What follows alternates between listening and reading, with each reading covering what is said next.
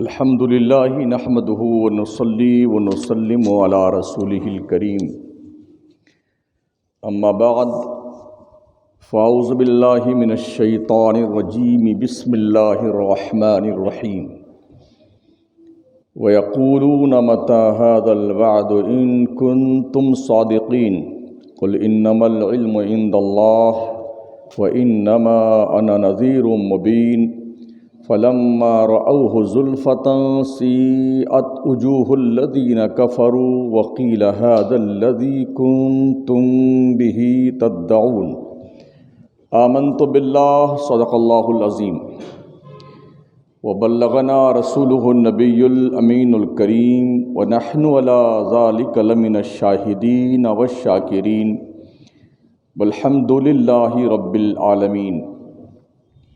انتہائی خلوص اور محبت کے ساتھ سید عالم تاجدار مدینہ جناب محمد الرسول اللہ صلی اللہ تعالی علیہ وسلم کی بارگاہ ناز میں درود پاک کی نظریں پیش کریں۔ اللہم صلی علی سیدنا مولانا محمد وعلی آلہ وصحبہ وبارک وسلم صلاۃ و سلام علیک یا رسول اللہ۔ خطبہ مبارکہ کے بعد قرآن عظیم کے سورہ ملک کی 3 آیتیں میں نے تلاوت کی ہیں۔ ہمارے آقا صلی اللہ تعالی علیہ وسلم جب حجاز مقدس میں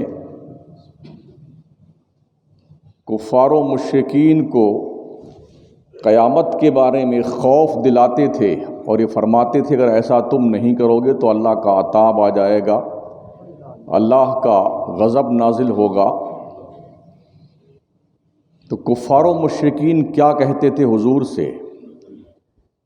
وَيَقُولُونَ مَتَى هَذَا الْوَعْدُ إِن كُنتُمْ صَادِقِينَ۔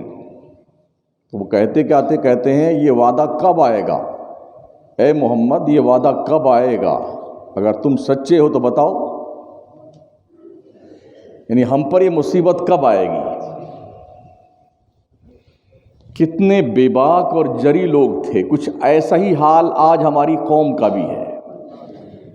انہیں نہ خدا کا ڈر ہے، نہ رسول کا ڈر ہے، نہ یہ ڈر ہے کہ ہم پر عذاب کب نازل ہوگا۔ پوری قوم کا بینڈ باجا بجا ہوا ہے۔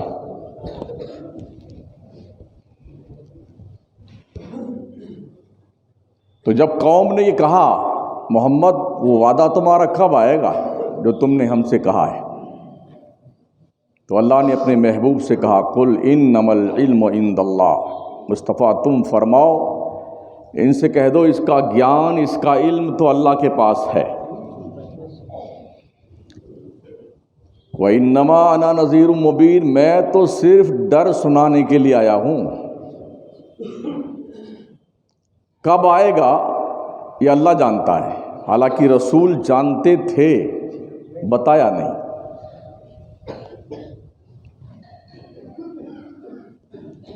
کیونکہ اللہ کریم نے اپنے کرم کی بنیاد پر پیارے مصطفیٰ صلی اللہ تعالی علیہ وسلم کو علم ما کانا و ما یکون عطا فرمایا۔ جو کچھ ہو چکا ہے اور جو کچھ ہونے والا ہے محبوب کو اللہ نے سب بتایا۔ اور ویسے بھی اس نگہ نبوت سے کوئی چیز کیسے چھپ سکتی ہے جب اللہ نے سب کچھ اسی نبی کے نور سے پیدا کیا۔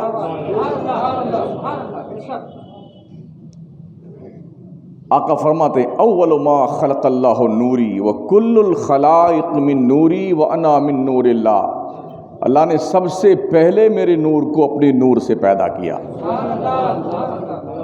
آدم کا جو جسم بنایا گیا، جو ان کی مٹی گوندھی گئی، یہ سارا کا سارا پروسیجر نبی کے سامنے ہوا ہے۔ پہلے بشر کو بنائے جانے سے پہلے، کیونکہ یہی تو فرمایا سرکار نے چوتھے حجاب عظمت میں نوری ستارہ جو چمکتا تھا نا، وہ محمد کے نور کا ستارہ تھا۔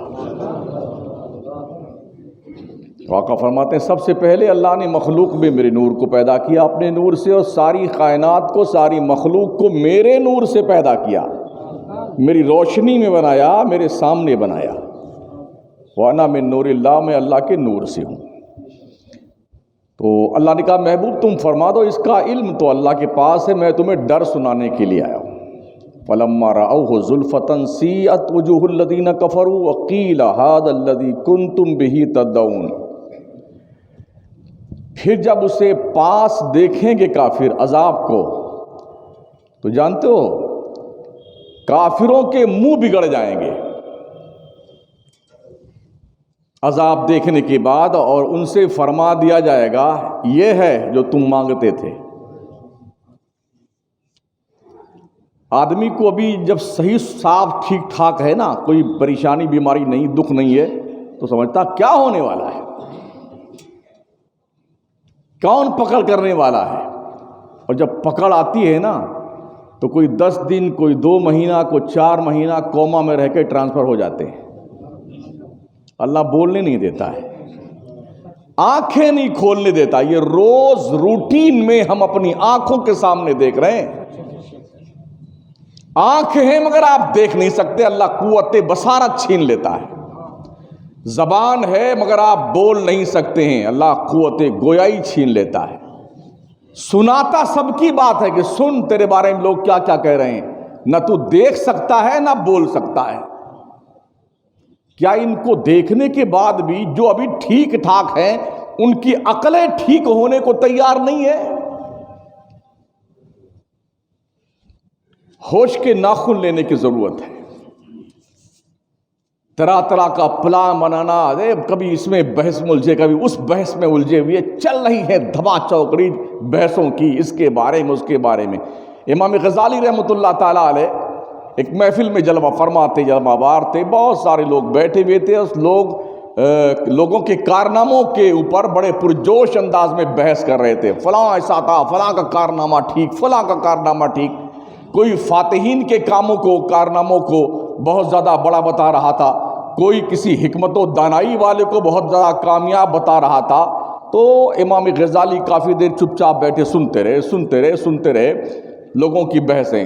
حاضرین میں سے کچھ لوگوں نے کہا حضرت آپ بھی تو کچھ بولیے، ہم سب بحث کر رہے ہیں دھڑا دھڑ، نہیں تو آپ خاموش کیوں بیٹھے ہیں، آپ بھی کچھ بولیے، اپنے لبھائے مبارک تو کھولیے۔ تو حضرت امام غزالی رحمۃ اللہ علیہ نے کہا تم بحث کر رہے ہو جس مسئلے پر، اس میں بحث کرتے کرتے، اس بحث کے معاملے کو تلاش کرتے کرتے بہت دور چلے گئے ہو۔ حالانکہ انسان کا سب سے بڑا کارنامہ جو انجام وہ دے سکتا ہے وہ بالکل ہمارے سامنے ہے۔ لوگ بالکل بہت چکے سے ہو گئے، سامنے ہے اور ہمیں سمجھ میں نہیں آتا ہے۔ تو لوگوں نے کہا کہ اچھا فرمائیے کیا ہے وہ چیز؟ تو حضرت امام غزالی فرماتے ہیں انسان کے لیے سب سے بڑا کارنامہ یہ ہے کہ وہ اپنی زبان پر قابو رکھے اور اپنے دل پر قابو رکھے۔ کس پہ قابو رکھے؟ سب سے بڑا کارنامہ انسان کا یہ ہے، اور یہ بڑا کٹھن ہے۔ زبان ہے کہ بولنے سے چپ نہیں رہتی ہے، اور دل ہے کہ فیصلے دھڑے دھڑ دیتے جا رہا ہے، یہ ڈیسیژن۔ تو لیٹسٹ سب سے امپورٹنٹ چیز ہے وہ یہ کہ انسان اپنی زبان پہ کنٹرول رکھے اور اپنے دل پہ کنٹرول رکھے۔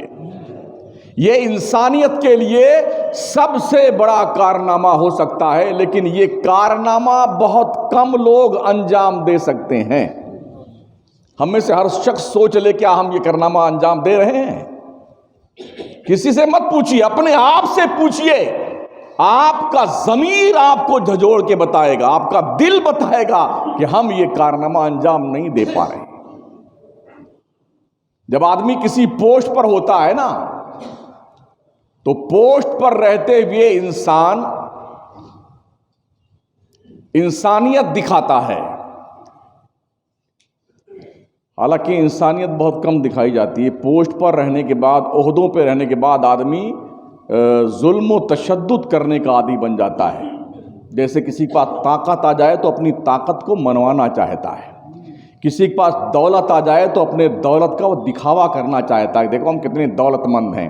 اس کے طریقے الگ الگ ہیں، طاقت دکھانے کے، دولت کا اندازہ کروانے کے لیے، کبھی شادی میں، کبھی ناریل کی رسم میں، کبھی منگنی کی رسم میں، کبھی وہ جو پیٹھی لگانے کی رسم میں، جنے کیسی کیسی رسمیں بھی ہم نے آج ایجاد کر لی یار. کتنے پاگل ہو گئے مسلمان، اتنی رسمیں بنا لی، اتنی رسمیں کہ اسی رسم میں بھسم ہوتے جا رہے ہیں پورے مسلمان. عجیب کا کنڈیشن ہے. یہ دیکھ کر کے ایک ویڈیو مجھے میری حیرت کی انتہا نہ رہی کہ جس لڑکی کی شادی آج کے 2 دن کے بعد ہے، 3 دن پہلے پیٹھی لگائی جاتی، وہ اپنے میکے سے نکل کر کے سسرال دولہے کے پاس پہنچ گئی اور دولہا کے ساتھ بیٹھتی ہے پیٹھی لگوانے کے لیے. او بے غیرت لوگوں، تمہیں ہو کیا گیا ہے؟ بے شرموں، کیا ہو گیا تمہیں؟ تمہاری غیرتوں کے جنازے نکل گئے ہیں. ڈوب مرو چلو پر پانی میں، ڈوب مرو. اس گاؤں میں ہوا ہے، 1 ہفتہ پہلے ہوا ہے.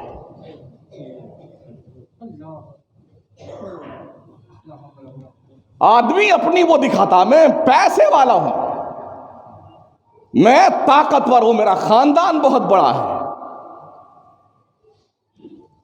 عہدے پہ رہتے ہوئے انسان ظلم و تشدد کرتا ہے، لیکن جب وہی آدمی غربت کے زمانے سے گزرتا ہے، دور سے گزرتا ہے، تو صوفی منش بن جاتا ہے، حاجی، نمازی، قاجی، جنے کیا کہا. کیا بات ہے، کیا ماشاءاللہ، ہر دم دین کی بات بیٹے کرتے ہیں. ارے او لوگو، جوانی میں عبادت کرو، جوانی میں، بڑھاپے میں تو ہر کوئی صوفی بن جاتا ہے.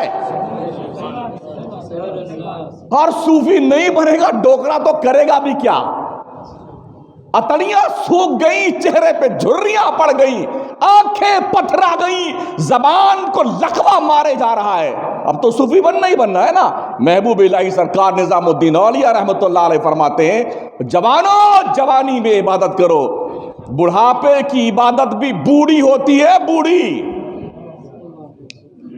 یقین نہیں آتا تو اپنی مسجد میں دیکھ لیا کیجئے، جو لوگ معذور ہیں بیچارے کرسیوں پہ بیٹھ کے نماز، ان سے پوچھیں ابھی آپ کے یہ دن نہیں آئے ہیں کرسیوں پہ بیٹھ کر نماز پڑھنے کے، شاید احساس نہیں ہوتا آپ کو. لیکن جب یہ دن آئے گا نا احساس ہوگا. بڑھاپے میں کتنی مشکل سے رکوع کیا جاتا ہے، کتنی مشکل سے کھڑا ہوا جاتا ہے، اور سانسیں اکھڑنے لگتی ہیں سجدہ کرتے کرتے. یہ دیکھ رہے ہیں نہیں دیکھ رہے ہیں؟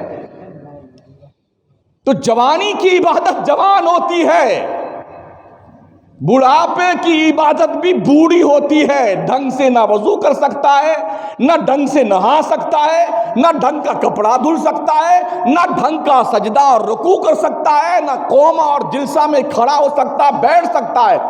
تو بڑھاپے میں تو ہر کوئی صوفی صاحب بن جاتے ہیں، جوانی میں صوفی بن کے بتاؤ نا یار.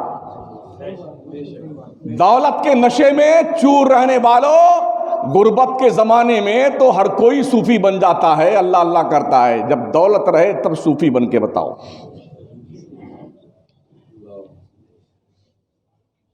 کمال ہے.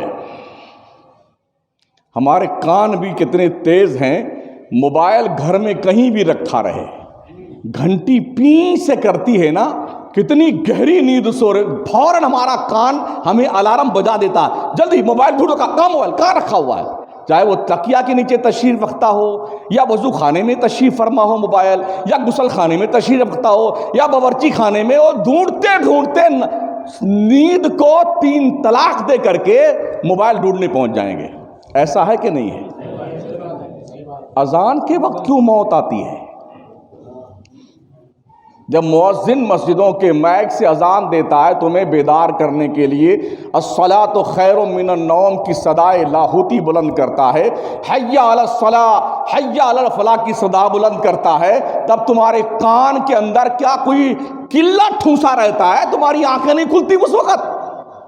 موبائل کی ایک بیل بجتی ہے اور آنکھیں کھل جاتی ہیں. اس کا مطلب دل پہ زنگ اتنا لگ گیا ہے، دور سے بھی اس دل کا زنگ دور ہونے کی امید دکھائی نہیں پڑتی ہے. اور جب دل زنگ آلود ہو جائے نا تو امیدیں ختم کر دیجئے کہ آپ نیک بن جائیں گے. دلوں کا زنگ دور ہوتا ہے قرآن کی تلاوت کرنے سے، دلوں کا زنگ دور ہوتا ہے کثرت سے توبہ استغفار کرنے سے، اور اپنی موت کو یاد کرنے سے دلوں کا زنگ دور ہوتا ہے۔ تو اگر آپ چاہتے ہیں کہ آپ کے دلوں کا زنگ دور ہو تو کثرت سے توبہ کیجیے، استغفار کریں، کثرت سے ذکر خدا کریں، قرآن کی تلاوت کریں، کثرت سے اپنی موت کو یاد کریں۔ بزرگوں کی زندگی میں نے پڑھی ہے، کتنے بزرگوں کو دیکھا ان کی تاریخ میں کرتاس صفحات کے اوپر، کتابوں کے پنوں پر ان کا کردار لکھا ہوا تھا کہ جب وہ نیت باندھتے تھے نماز پڑھنے کے لیے تو وہ یہ یقین کر کے باندھتے تھے کہ شاید یہ نماز میری زندگی کی آخری نماز نہ ہو جائے۔ اور سالوں کا پلان بنا کر رکھنے والوں، برسوں کی پلاننگ کا خاکہ تیار کرنے والوں، اللہ والوں نے ایسی عبادت کری ہے۔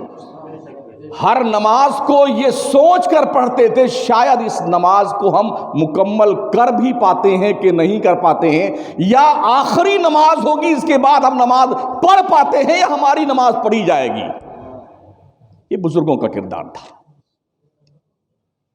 لیکن ہمارے معاشرے میں کچھ پتہ نہیں ہے، ایسا لگتا ہے کہ تقریریں کھمبوں کو سنانے کے لیے کی جاتی ہیں۔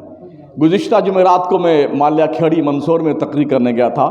شہزادہ حضور مجاہد دورہ علامہ ظفر مسعود صاحب اشرفی الجیلانی کچوچا شریف کے پیر طریقت ہمارے ساتھ تھے، کھائے پیے بولے، گھنٹوں میرے ساتھ بیٹھے رہے، ہم ان کے ساتھ بیٹھے رہے۔ دونوں خطاب کے لیے پہلے ہم نے تقریر کی 1.5 گھنٹہ، پھر حضرت نے کچھ گفتگو فرمائی۔ ابھی صبح جب میں نے دیکھا موبائل آن کیا تو معلوم ہوا کہ کل ان کا انتقال ہو گیا۔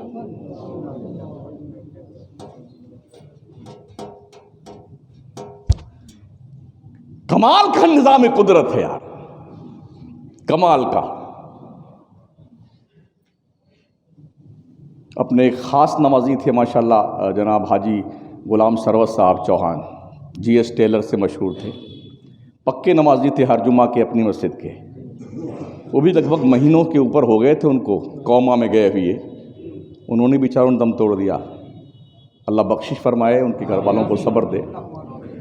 تو کچھ کہا نہیں جا سکتا ہے کہ پروانہ اجل کہاں آئے گا، کس کنڈیشن میں آئے گا، دن میں آئے گا کہ رات میں آئے گا، کچھ بولنے کی مہلت دی جائے گی یا ایک دم ہی منہ کو بند کر دیا جائے گا، کسی کو کچھ پتہ نہیں ہے۔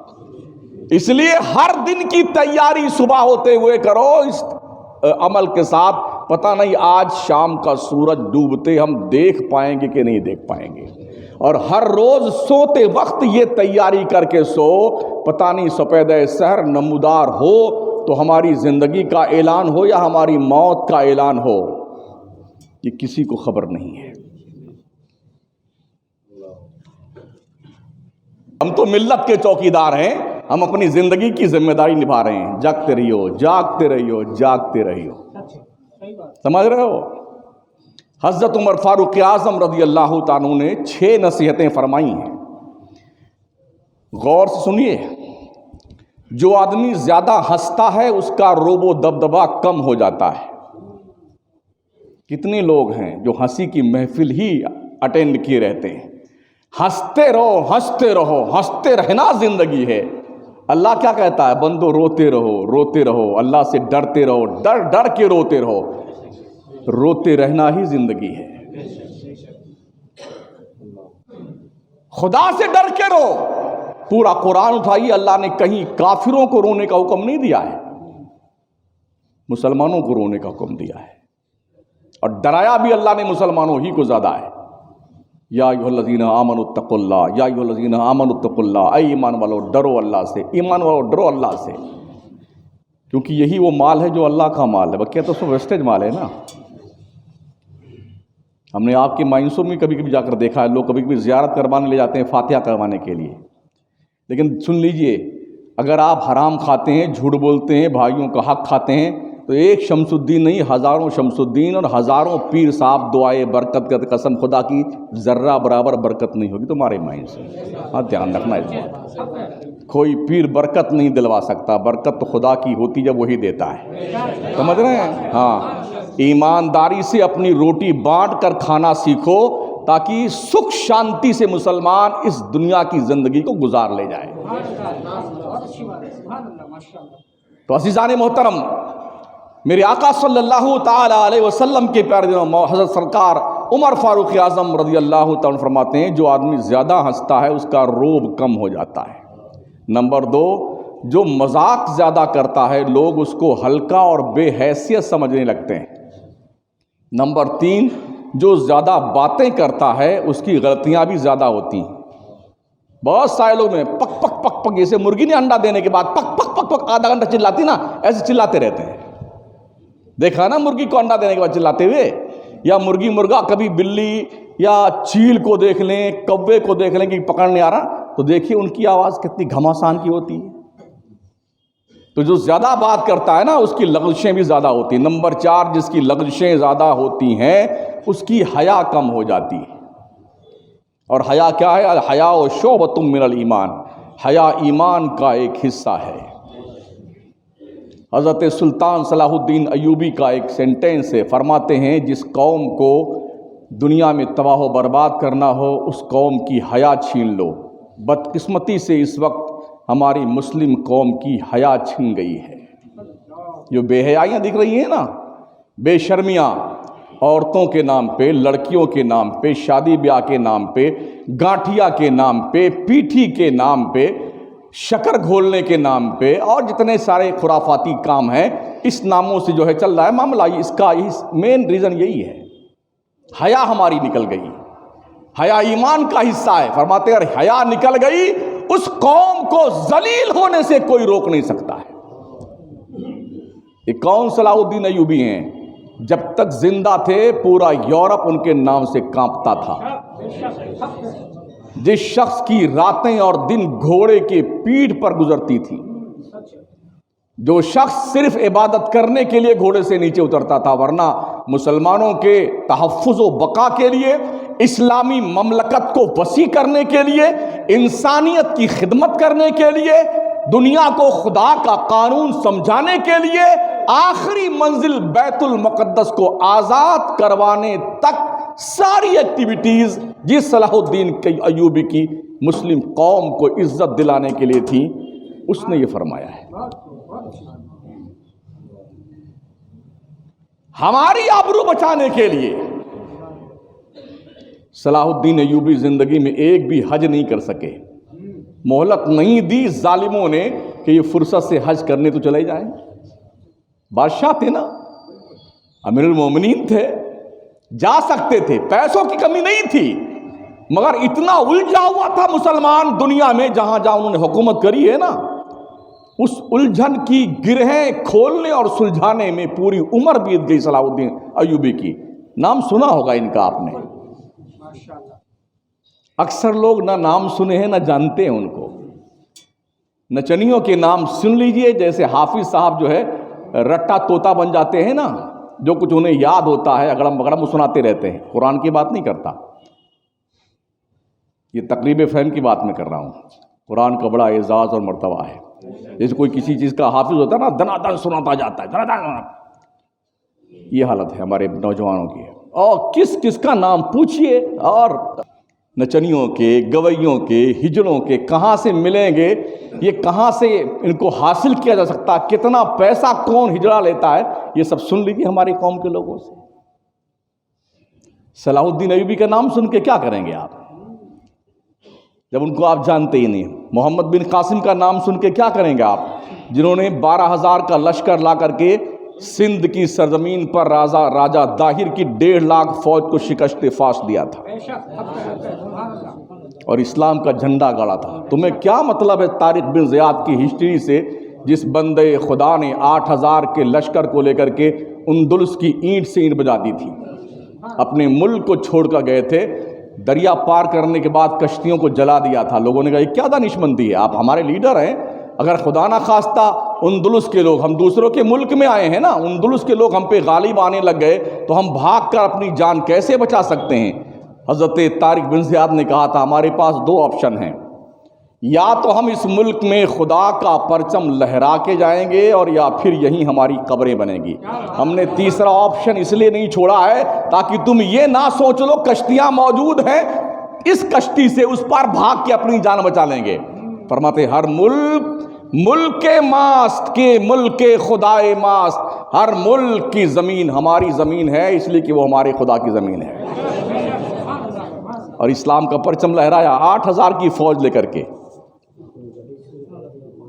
ہماری قوم کا جوان بھی نہیں جانتا یہ کون سے سپوت رہے ہیں، الا ماشاءاللہ، نہ بزرگوں کو پتا ہے۔ تو فرماتے سرکار عمر فاروق اعظم کہ جس کی لغزشیں زیادہ ہوتی ہیں اس کی حیا کم ہو جاتی ہے۔ پانچویں بات فرمائی، جس کی حیا کم ہو جاتی ہے اس کی پرہیزگاری کم ہو جاتی ہے، یعنی وہ بے حیا بن جاتا ہے۔ نمبر 6، جس کی پرہیزگاری کم ہو جاتی ہے اس کا دل مردہ ہو جاتا ہے۔ ان 6 نصیحتوں کے آئینے میں ہمیں اپنے چہرے کو دیکھنے کی ضرورت ہے۔ کیا واقعی میں یہ 6 بیماریاں ہمارے اندر پائی جاتی ہیں؟ اگر ہیں اور یقیناً ہیں تو اس کے علاج کی تدبیر کرنے کی ضرورت ہے ساتھی۔ ہمارے پاس دوسروں پہ تنقید کرنے کا وقت ہے صاحب، اوہو فلانے ایسے، ڈھکانے ایسے، وہ ایسا، وہ ویسا، وہ ویسا۔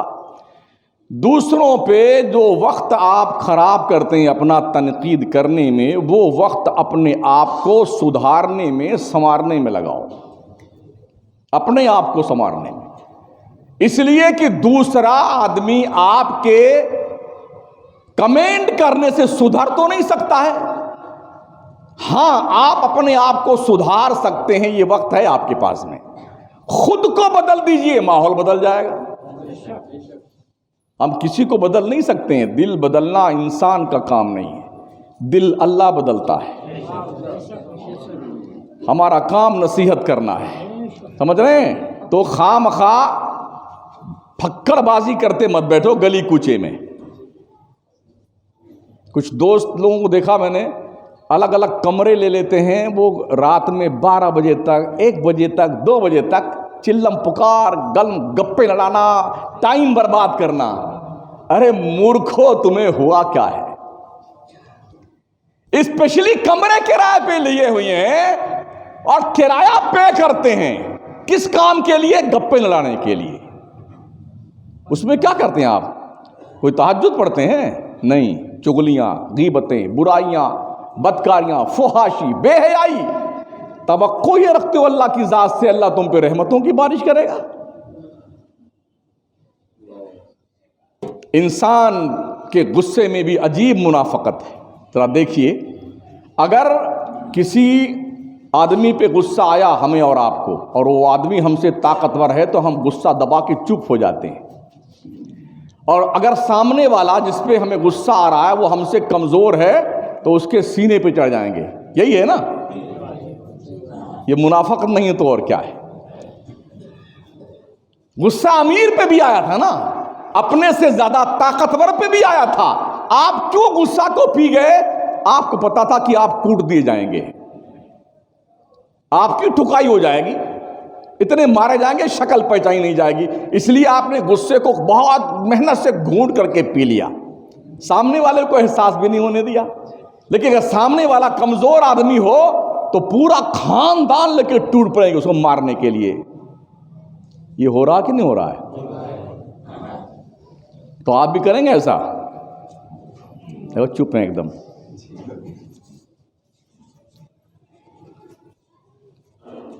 ہمارے اس شہر کا اکثر جوان جو صرف ٹائم پاس کرتا ہے، باپ کی کمائی پہ کھا رہا ہے، بیٹھا ہے گلیوں میں، پوڑیاں، بیڑیاں، سگریٹ، چرس، گانجے، افیون، گرد کھا پی رہا ہے، کورکس پی رہا ہے، نشے کر رہا ہے، ذرا ان کے حوالے سے بھی کچھ گزارش۔ جس دن آپ کمانا شروع کریں گے نا، اس دن پتہ چلے گا کہ پیسوں کی حیثیت کیا ہوتی ہے۔ ابھی تو ماں باپ کا پیسہ پانی کی طرح بہانا شروع کیا ہے، اس دن چھوڑ دیں گے پیسہ پھینکنا گمانا اور بہانا. جس دن اپنی کمائی سے اپنے کپڑے، اپنے جوتے اور گھریلو سامان خریدنا شروع کریں گے نا، اس دن سے آپ کے غصے کی بنیاد پر گلاس نہیں ٹوٹے گا. ابھی تو ماں باپ کا لائے ہوا نا، غصہ ہو گیا، کھانا اچھا نہیں بنا تو گلاس کو پھینک کے توڑ دیا، بادیا کو توڑ ڈالا، پتیلی میں 2-4 ڈنڈے مار دیے، گالم گلوچ کر کے بھاگ گئے. ایسا کرتے نا لوگ. لیکن جب آپ خود کمانا شروع کریں گے نا تو یہ سارا پاگل پن ختم ہو کر کے یہاں پر آپ آ جائیں گے. رات کا بچا ہوا کھانا کھائیں گے عزت کے ساتھ، آپ پھینکیں گے نہیں. جس شام باہر سے ذلیل ہو کر کے گھر لوٹیں گے کما کر کے، اس پہر دن بھر سونے والے، ٹی وی دیکھنے والوں اور آرام سے بیٹھ کر کھانے والوں کے شکوے حیرت، کیا ایسا بھی ہوتا ہے؟ حالانکہ جناب آپ بھی ایسے ہی کرتے تھے. احساس اس وقت ہوگا جب آپ خود کمانے جائیں گے تب. ابھی تو ماں باپ کی طرف سے مل رہا ہے نا، باپ کما کے لا رہا ہے، بیٹا دھڑلے سے اڑا رہا ہے. اور ان سے وہی بات کہیں گے جو کبھی ماں باپ جناب آپ سے کہتے تھے، بیٹے کماؤ، محنت کرو، عزت سے روٹی کماؤ، وقت برباد مت کرو، کچھ پیسے ہی کما کے لاؤ، کم از کم ہمارا بوجھ تو کم ہو. ابھی تم نے سختیاں نہیں دیکھی بیٹے. او شہر کے لوگوں، جوانوں، تم نے سختیاں ابھی نہیں دیکھی. بیٹھے بٹھائے مل رہا ہے، اللہ کا شکر ادا کرو، شکر پروردگار کا. اس دن تمہیں معلوم پڑے گا کہ آسانی سے مل جانے والا رزق، گھر کی چھت اور پیروں کے نیچے کی زمین اللہ کی بہت بڑی نعمت ہے. اس دن تمہیں معلوم پڑے گا. اس دن شکر ادا کرنا تم سیکھو گے. اور جس دن آپ نے 4 بندوں کی ذمہ داری سنبھال لی نا، اس دن یہ جان جاؤ گے کہ دانے دانے کی اہمیت کیا ہوتی ہے. جی پھر آپ یہ خواہش کریں گے، دعا کریں گے، اگر آپ کی اولاد اور آپ کا کنبہ تھوڑا سمجھدار ہو جائے تو آپ پر سے بیجا فرمائشوں کا بوجھ اتر جائے گا. باپ بھی یہی کہتا تھا نا، لیکن سمجھ میں نہیں آتی تھی. لیکن جب آپ پر خود آن پڑی نا تو اب یہ سب سوچنے میں دماغ کی بتیاں روشن ہو رہی، ایسا ہوتا تو ایسا ہو جاتا، ایسا ہوتا تو ایسا ہو جاتا. لیکن جب بہت دیر ہو چکی ہو، سانپ نکل جائے، دور نکل جائے، اب لٹھی لے کر کے دوڑیے اور لکیر کو پیٹتے رہیے، تو مورخ مہودے آپ کی حماقت پر ترس آتا ہے. کل جو کرنا ہے اسے آج کر لو. کام کرنے والے بیٹے ایسے فرصت میں کام کرتے ہیں، کسی کا مزدوری کر جاتے ہیں. اگر سینٹ یا دیکھنے والا نہیں ہے تو بیٹھ کے پوڑیاں اڑائیں گے، گپے لڑائیں گے. حرام خوری مت کرو. سن رہے ہو؟ جس کے یہاں مزدوری کرنے جاتے ہو، کام کرنے، جتنے گھنٹے کی مزدوری بنتی، ایمانداری سے مزدوری کرو تاکہ تمہاری یہ کمائی حرام کے کھاتے میں نہ جانے پائے. کتنے ایسے لوگ ہیں جن کو میں جانتا ہوں ویکتیگت طور پر، اگر ذمہ دار نہیں ہے نا تو چورما بنا دیتے ہیں. جس کا مکان بنانے جائیں، فٹنگ کرنے جائیں، کام کرنے جائیں، آڑے ٹیڑے الٹے سلٹے کام. شاید یہی گھناؤنی حرکت تھی کہ دنیا نے ہمیں دھندے سے بے دھندا کر دیا ہے. آج بزنس کے صفحے پہ مسلمان دکھتا نہیں ہے. گردوارے میں کٹورا لے کے بھیک مانگتا ہے کھانا کھانے کے لیے. فجر کی اذان ہوتی ہے نا، اسی وقت سے گلی میں وہ چھوٹا چھوٹا اسکوٹر جو نیا نکلا ہے بھیک مانگنے والوں کا، اذان فجر سے ہی بھکاری لے کر کے گلی میں ٹہل رہے ہیں اور حدیثیں بیان کرتے بھکاری لوگ. بڑا گھر سے نکل کے دیکھیے میری ماؤں بہنوں، گھر سے نکل کے دیکھو، یہی بہت لاچار ہے، بڑا مجبور ہے، اپنی آنکھوں سے نکل کے اس کی حالت دیکھو. اس ایسے ہی غریب کو دینا ثواب کا کام ہے، تم پر فرض ہے کہ اسی کو دو. یہ فتوے ڈال رہے ہیں کون؟ بھیک مانگنے والے. ارے سنتے ہو نہیں سنتے ہو؟ ہاں.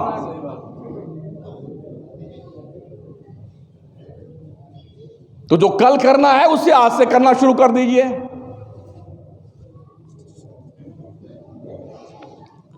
روزی، گھر، ماں باپ اور اپنی نعمتوں کی قدر کرنا شروع کرو. اللہ نے جو دیا ہے بہت دیا ہے، اس کا بڑا احسان ہے، بڑی نوازش ہے اس کی، بڑی ذرہ نوازی کرم فرمائی ہے کہ اس نے ہمیں ٹھیک ٹھاک تو رکھا ہوا یار.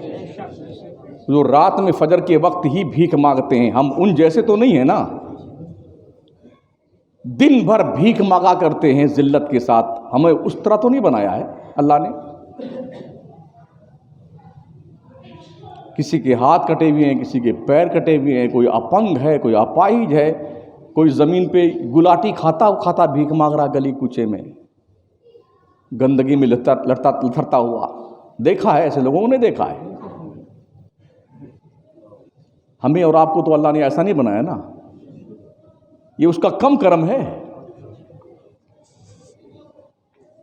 اس لیے ذمہ داریاں سنبھالیے. حالات ہم نے دیکھے ہیں. اور شروع میں جب میں دیکھتا ہوں، جب بیچارے رات شام کے ٹائم مغرب کے آس پاس عصر بعد لوگ باڑوں سے کام کر کے جوان جو ذمہ دار ہیں لوٹتے ہیں نا، تو ان کی شکل پہچاننے میں نہیں آتی ہے. بھوت دکھتے ہیں، بھوت. دیکھا نا آپ نے. لیکن پتہ ہونا چاہیے آپ کو، ان کے چہروں پر حلال روزی کمانے کی بنیاد تو یہ گرد پڑی نا. اس گرد کی قیمت دونوں جہان کی نعمت نہیں ہو سکتی. جو بندہ حلال کمائی کے لیے محنت کرتا ہے نا، اللہ کے فرشتے اس پر رحمتوں کا سائبان تان دیا کرتے ہیں. خدا فخر فرماتا ہے. میرے نبی نے فرمایا الکاسب حبیب اللہ، محنت کرنے والا اللہ کا دوست ہے. او کام چوروں اور سیٹھوں کی مٹی پلیت کرنے والوں، ٹھیکیداروں کا جنازہ نکالنے والوں، حرام خوری کرنا بند کر دو. ذمہ داری سے کام کرو. اور سیٹوں کی بھی ذمہ داری بنتی ہے. اگر کوئی ذمہ داری سے کام کرتا ہے تو اس کی مزدوری روکے نہیں، پسینہ سوکھنے سے پہلے اس کی مزدوری پیمنٹ کر دیں. ہم نے یہ بھی دیکھا ہے، گلف کنٹریز میں دیکھا ہے، بیچارے کہیں 1 گھنٹہ نوکری کرتا ہے کوئی آدمی، کہیں روٹی بناتا ہے، کہیں گاڑی صاف کرتا ہے. بچے کیا سوچتے ہیں گھر والے، ہمارے پاپا تو سعودی میں کماتے ہیں. بیٹے ہم نے دیکھا ہے، 1 ٹائم کھانا کھاتا ہے باپ. کتنے باپوں کو دیکھا، 1 ٹائم کھانا کھاتا. 1 بریڈ کھا کر کے ناشتہ کر لیتا ہے، دن بھر نہیں کھاتا ہے، شام کو کھا لیتا جتنا بھی میسر اسے آ جائے. اور حمالی کی نوکری مل جائے اور ٹائم میں، پارٹ ٹائم میں، تو بوری پیٹھ پہ لاد کر کے دکان تک پہنچاتا ہے. تم سمجھتے ہو باپ بہت ہی آسانی سے پیسے کماتا ہے؟ تمہیں روز نئی نئی گاڑیاں چاہیے فحاشی اور بے حیائی کے لیے. نوجوان بچوں، تمہاری غنڈہ گردی کم ہونے کا نام نہیں رہی، بند نہیں کر رہی تمہاری غنڈہ گردی. کتنے بڑے شیطان ہو آپ لوگ. ہر محلے، ہر گلی میں شادی بیاہ کے موقع پہ پورے شہر کی نیند حرام کر دیتے ہو ذلیلو. جنازے تمہارے نکل گئے ہیں، ایسا باجا بجائیں گے دنیا کے لوگ، تمہاری اوقات تم نہیں سمجھ پاؤ گے. تم ہو کیا گیا ہے، اتنا مارے جاؤ گے. شکر مناؤ جب تک بچ رہے ہو. تو میں نے باپوں کو دیکھا ہے، آنکھوں سے دیکھا ہے، بیچارے بھوکے رہتے ہیں تاکہ میرے بچوں کا مستقبل ٹھیک ہو جائے. اور بیٹو تم یہ سمجھتے ہو کہ ہمارا باپ کما کے بھیج رہا ہے. فساد مت پھیلاؤ زمین پہ. طہارت آدھا ایمان ہے، الطہارۃ نصف الایمان. یہ بات ہر مسلمان کو دھیان میں رکھنے کی ہے. کم از کم اپنے مکان کے آس پاس صفائی ستھرائی کرنا یہ آپ کی اخلاقی ذمہ داری بنتی ہے.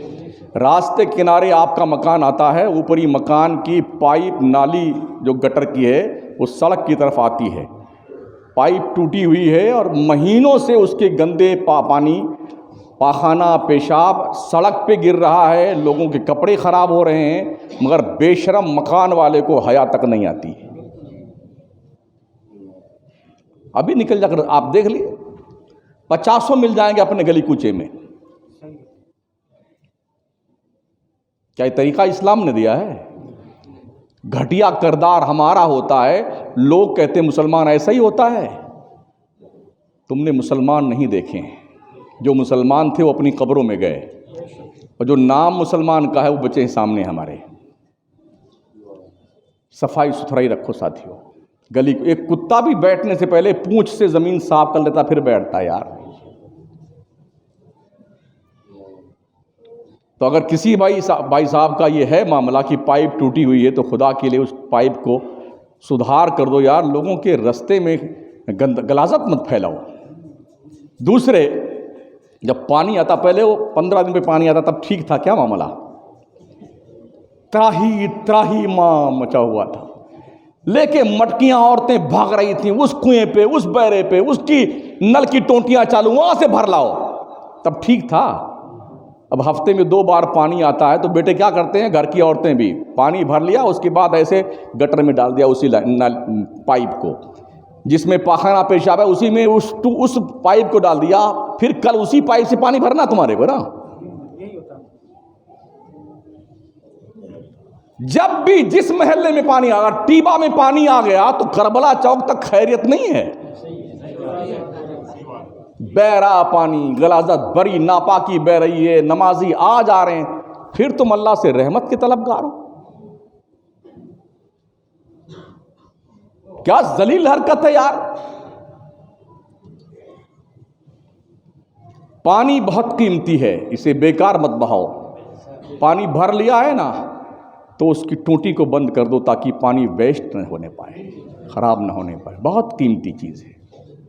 حضرت ہارون رشید بغداد کے سلطان، 3 بر اعظم پہ حکومت کرنے والے، بہلول دانا تشریف لائے ان کی محفل میں، دیکھا ایک گلاس پانی رکھا ہوا ہے ٹیبل پر، تو ہارون رشید نے کہا بہلول کوئی نصیحت کرو۔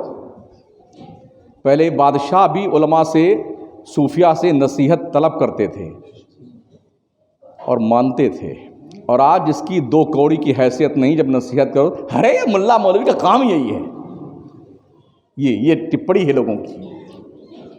تو بہلول دانا سے انہوں نے ریکویسٹ کری تو انہوں نے فرمایا بادشاہ سلامت ایک بات بتائیے، یہ جو پانی رکھا ہوا ہے نا گلاس کا، کہیں ایسی جگہ آپ پھنس جائیں جہاں پانی کی پیاس شدت سے لگی ہوئی ہے آپ کو اور پانی نہ مل رہا ہو، تو 1 گلاس پانی کتنا پیسہ دے کے آپ خریدیں گے؟ توجہ ہے آپ کی؟ ارے دھیان سے سنیو، 1 گلاس پانی ہارون رشید مہودے کتنا پیسہ دے کے خریدیں گے؟ بادشاہ نے کہا کہ آدھی حکومت دے کے خرید لیں گے۔ 3 بر اعظم میں 1.5۔ اچھا حضور اب پانی پی لیجیے آپ اس کو، انہوں نے پانی پی لیا۔ تو حضرت بہلول فرماتے ہیں اگر یہ پانی پیشاب کے راستے سے یا پسینے سے آپ کے جسم سے نہ نکلے تو اس کو نکالنے کے لیے کتنی دولت ختم کریں گے؟ تو بادشاہ نے کہا جو آدھی بچی وہ بھی دے دیں گے۔ بہلول فرماتے ہیں بادشاہ سن، تیری 3 بر اعظم حکومت کی حیثیت 1 گلاس پانی کے برابر نہیں۔ کس پر اتراتا ہے؟ پانی 1 گلاس پینے کو نہ ملے تو آدھی بک جائے حکومت تیری، اور وہ پانی تیرے جسم سے نہ نکلے، نکالنے کے لیے آدھی وہ بھی چلی جائے، تو فقیر آدمی ہے تو۔ کچھ لوگوں کی یہ ٹپڑیاں بھی ہم سنتے ہیں، ارے مولانا کو کیا پڑی ہے بولنے کی؟ بیٹے ہمیں پڑی ہے اس لیے ہم بول رہے ہیں، ہاں اس لیے بول رہے ہیں، ہمیں پڑی ہے اس لیے بول رہے ہیں۔